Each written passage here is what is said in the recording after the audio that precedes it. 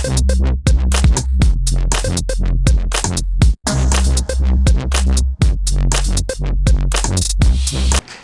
you guys so much. Keep it going for Brian and everybody else. Excited to be out, you guys. Like everybody else said, I'm happy to be out. Been locked down for too long. It's nice. Thank you guys for continuing to support live comedy. I'm a pothead, so I didn't get bored right at first during the pandemic. You know what I mean? You guys are aware that marijuana is legal here now, right? What? Yeah, that's awesome. Are you guys in favor of that? First of all, are you fans? Oh, awesome. Thank God, because I'm out. Love some. But no, here's the thing that I discovered. There's a lot of dispensaries, you may be aware, then in Grand Rapids, right? A lot of competition. And because of that, it's a lot cheaper. They do specials and things. But here's something that I discovered for the first time during the pandemic. And there's so much competition that most of the dispensaries now, if you live in the Grand Rapids area, will deliver for free. Woo! The future is now! This is great, right? It was amazing to me. I have never, here's something that I did for the first time ever because of that during the pandemic, right? In the same day, I got my groceries, my pizza, and my weed delivered to me by 3 different people. Yeah! Awesome. And now, but here's something I've been, for years now, when I get pizza delivery, I've been doing this as a pothead. I've been a stoner for a while. Some of you may never have done this before. I encourage you to try it. Tip your pizza delivery, or any delivery person really, tip them in weed. Yeah. I don't know if you've ever done that, but if you tip your pizza delivery person in weed, it is amazing. You'll get your next pizza delivered before you're finished ordering it on the app. It's incredible. Free Cuckoo Krusties, the whole thing, I'm telling you. Well deserved. Yeah, it is well deserved. But see, here's the problem and the conundrum I'm running into, right? Because now that I'm getting all of these things delivered by 3 different, services, and I'm running out at the same time. So the first time I went to place a delivery, I'm like, what do I tip my weed guy now, right? First time I did weed, what do I tip them? Any suggestions? I mean, you guys, crowd pizza? Yeah, I was thinking that too, right? Yeah, tip them in weed. That seems right? But now I have a problem, because the first time I was going to do that, and I went to order that first time, and then I realized, well, wait a minute. If I need to get the weed to tip the pizza guy, and I need the pizza to tip the weed delivery guy, do you guys know that riddle about the wolf, the feet, and the chicken in the canoe? You know what I'm talking about? I don't know how to get across this river, is what I'm saying. Maybe somebody could help me solve that after the show. Here's something else. No, fuck that. I'm a pothead. I'm going to stay at home and pick it up. Hell, this is America. I don't need to do that shit. I pay somebody to do it for me.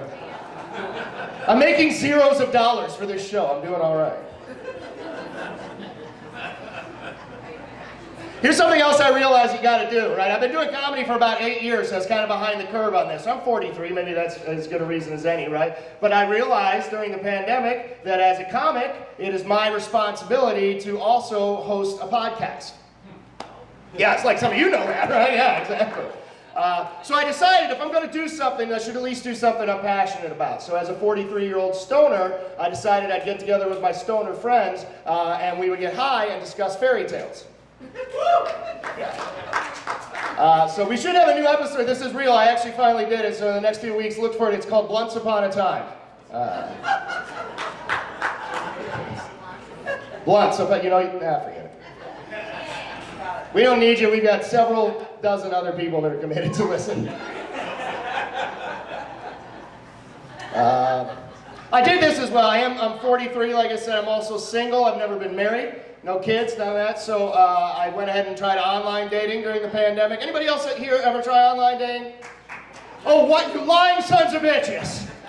No, there's no way that that's the only one, because they made $2 billion last year. Somebody in here's lying.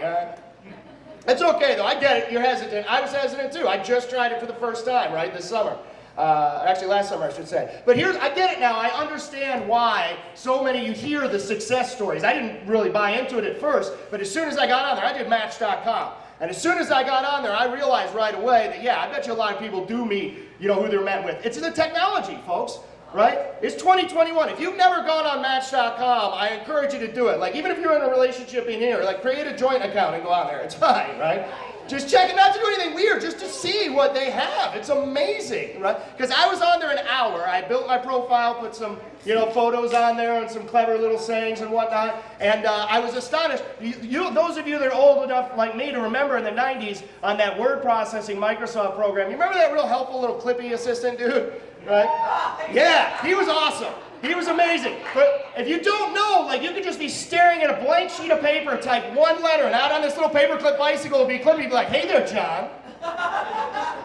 Looks like you're trying to write a resume. Would you like some help? Like, yes! Dude, he's at Match.com now, right? Yeah, it's amazing. And so I got my profile all ready to go. I'm confident, and so I went out shopping, or whatever they call it. And... looking through, yeah. And I found, a profile of a nice lady that we had a lot in common, and whatever. So I decided I'd message her, which even though it's not in person, folks, that's still pretty intimidating, right? Because there's a lot of weird people online, and some of these women are just getting inundated, so you got to be kind of clever and, stand out and whatnot. So I'm kind of just nervously staring at this blank little message box for a second, and I couldn't believe it. Out of nowhere, here comes Clippy on his little bicycle, right? He's like, hey there, John. Looks like you're trying to lie to a woman. Would you like some help? Yes!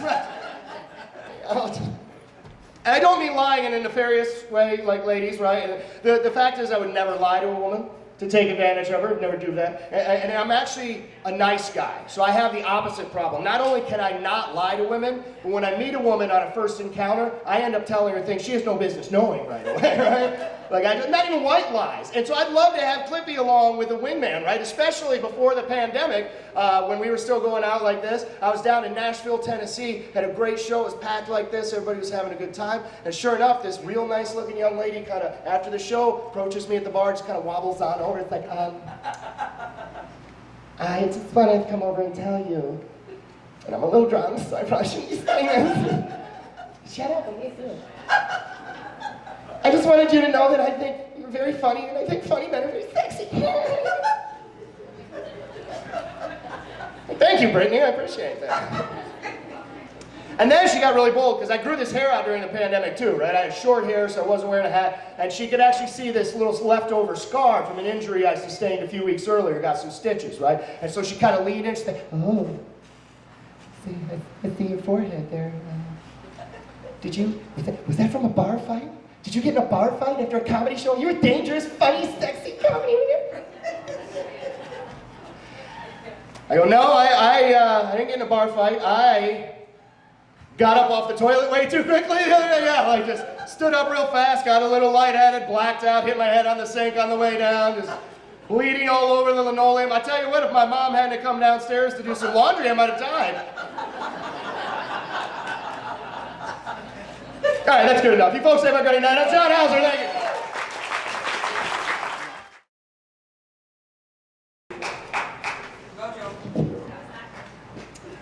Thank you for the tepid applause. Hi, everyone. How we doing? Cool. Awesome to be at the wedding reception with you. It's nice. I think we're going to be serving this table first.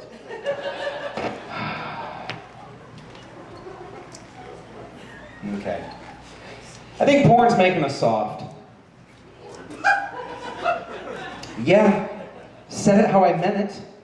It's making us soft as a society, you know what I mean? It's the fact that everyone can get their hands on it willy-nilly. It's too easy. It's not like these young kids now that can hide it in the cloud or whatever the fuck they're doing, you know? But there are older people in this room. I'm not gonna point you out. You know who you are. Back corner. You know what you used to have to do to get porn back in the day? You had to pay some sort of social cost, you know? Feel guilty. Sneak into a skeevy gas station and steal a magazine, or pretend you're going into Family Video to rent Airbud and get in the back room, you know? Social cost.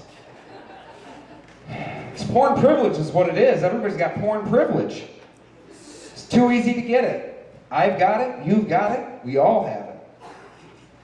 I have porn privilege so bad, now I won't watch any porn with people in missionary position. It's like, ugh, are they in love? Are these people trying to kiss? Trying to jerk off, not invade someone's privacy? You know what I'm talking about, bro.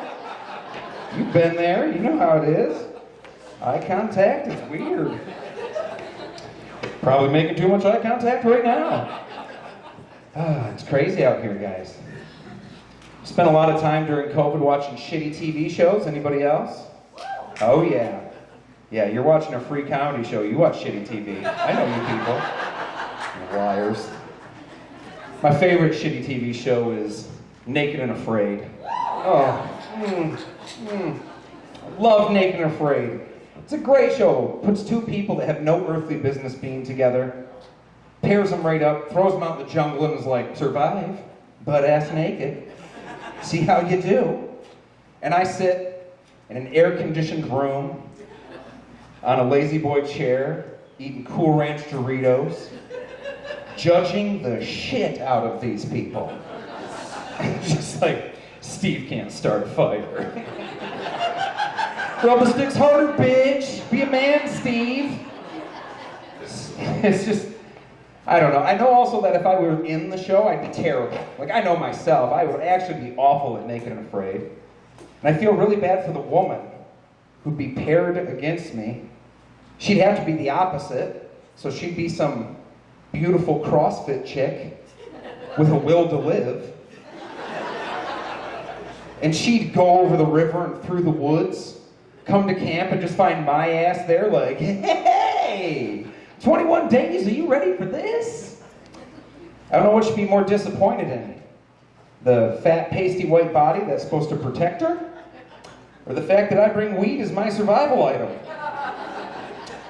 And she'd have to throw 5 on it too, bitch. We're in the woods, you know what I'm saying?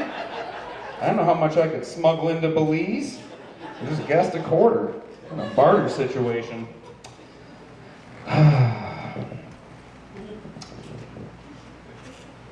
What's up, man? How you doing, dude? Good? What's your name? Ken. Kent?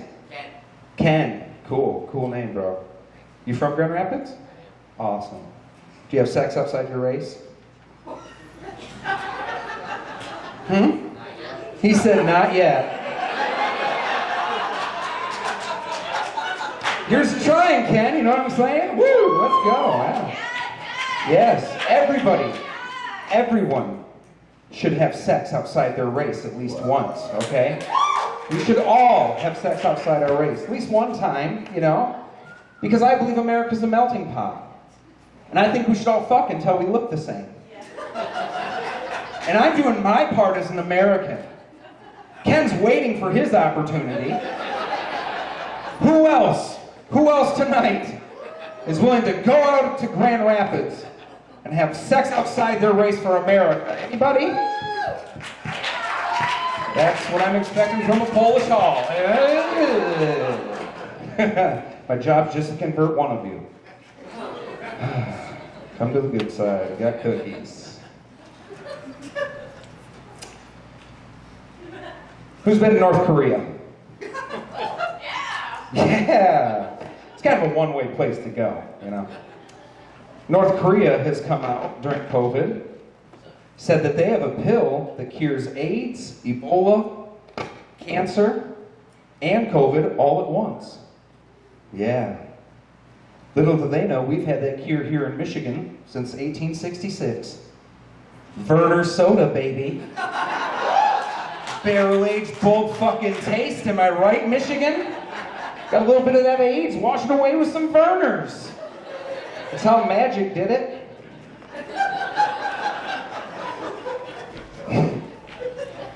Like, there's some pretty girls in LA, Magic. He's like, I got a 6-pack and a dream, let's go. It works. And North Korea had the miracle pill, and the Chinese have invented a blowjob machine. Yep, always hear a woo from a woman, right? There's always some lady in the crowd that's like, I'm done doing it. Automate the shit out of that job, my God. Never a man, though. None of us want to put our dick on the line for international politics, do we? I'm scared of it. The thing looks like the outlet at a bowling alley. The ball returns like a rolling tongue. It's terrifying. I'm not going to put my wiener in that thing. Plus, we know the Chinese. We know they're smarter than we are. They're gonna run an algorithm, find out most Americans have their dick in this machine. They're gonna push a button, it's gonna cinch up, and all of a sudden, zoom, boom! Your dick's caught in the wall. And there'll be a man on the other side, same predicament. Zoom, boom! His dick's caught in the wall. Creating a next generational Chinese finger trap.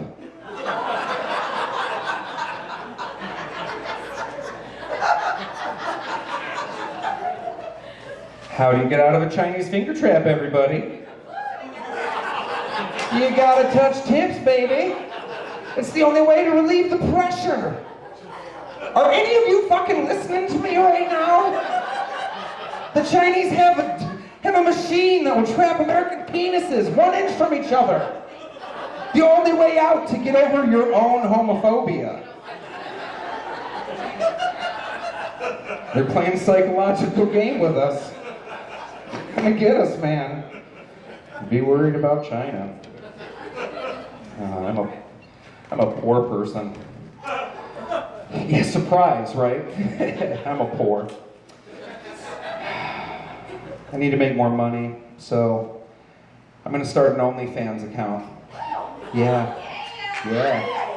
It's exactly what the ladies want too. It's gonna be nothing but daddy kinks. Yeah. It's gonna be me in a half-open robe and some house slippers, just running around corners going, "Who touched the thermostat?" Next video is gonna be me just walking into houses, shutting off lights, going, "Don't work for fucking consumers in here."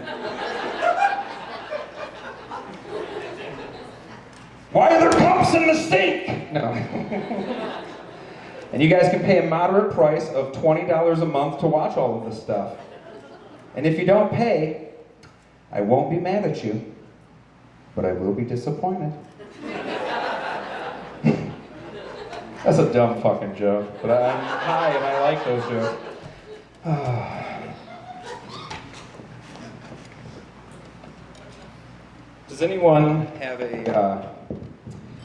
Does anyone have a family member that's dating someone that you hate? My grandma has a boyfriend named fucking Ron. And I hate Ron. He wears flannel shirts, lets his chest hair poke out. He's got a weird beard where he shaves his mustache, looks like an Amish teen wolf. Ron sucks. Ron talks a lot of shit too. He talks shit about my parents. My dad worked at the post office and he's like, "I don't get my mail on time." Fuck you, Ron. Always trying to be my grandpa and pass out gravy at Thanksgiving. I don't want his gravy. He can't be my grandpa no matter how many Bob Evans gift cards this guy gives me. But he is a dick. But he's been less of a dick lately because he recently had a stroke. Aww. Couldn't happen to a nicer guy.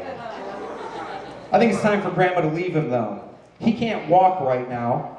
And so she wants us to build a ramp for him to get into the house. A fucking Ron ramp. No way. She needs to bust out right now. My grandma can do cool old people shit, you know? She can get up out of bed, you know, do cool old stuff. So I think it's time for her to leave him. He's gonna be on that bottom step just trying to bump up,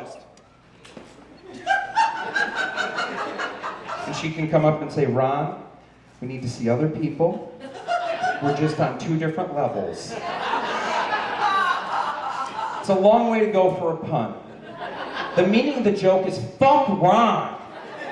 Thank you guys, I'm Joe Elder.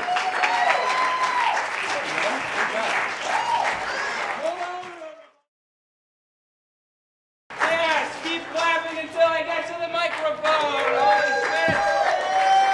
Wow. Hi, Grand Rapids. It's very good to be here. I drove a long way, and if you don't laugh at these jokes, I'm going to hit my fucking breaking point. So, I don't know, you know, maybe think about it. I just got back from California. That was very fun. California, I don't know what other people's experience was. For me, it was just a week of hating my mediocre body. I am the fattest person in California. Yep. That's very fun. I didn't know that was going to be the case, so I just spent the first 2 nights in my hotel sobbing, drinking gin, and watching My 600-Pound Life on TLC. Yes! You guys ever seen that show? All right, some scattered woos. It's a great show. It's about people who are 600 pounds, oddly enough. It's fun. I know it's not very nice, but there's just nothing more depressing than somebody who weighs 600 pounds. Besides somebody who weighs 500 pounds. Then you can't be on the show, which is, that's a bummer. Math isn't for you guys, all right? Cool, noted. Oh, I'll sit in the awkward silence. It doesn't bother me too bad. Jeez, oh Pete.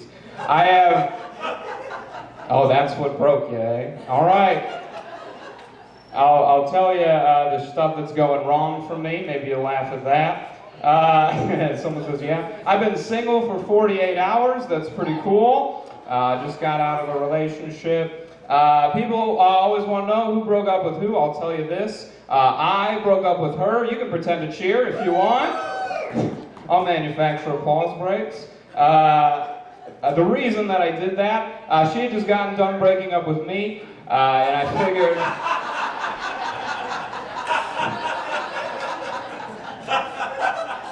That was kind of the last straw for me. I was out. I don't know. Very mean person. I don't know if any of you are with mean people. You probably won't speak up. That's okay. I'll paint a picture for you. The first time that I ever got to spend the night,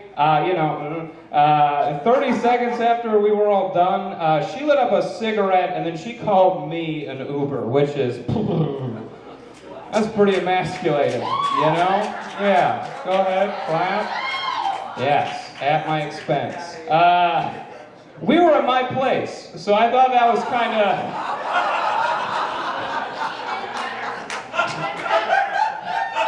Nice. Welcome back. It's good to have you. Jeez, oh please. I don't know. I'm back in the single world now. It's a lot kinkier than when I left it. I think we have stopped kink shaming in this great country of ours. I think that's a good thing. I think maybe it went smidge too far. You know what I'm talking about? Because anything is fine if it's a kink, and I think that's flawed. I'm going to tell you something that some of you aren't going to want to hear. Some of your kinks are just you putting your mental illnesses in lingerie. I'm sorry you had to hear it from me. See someone, maybe. I don't know. Like if I was to tell you that sometimes I went to the Sam's Club. Is there a Sam's Club here or is this a Costco town? Both? Which one do you guys prefer?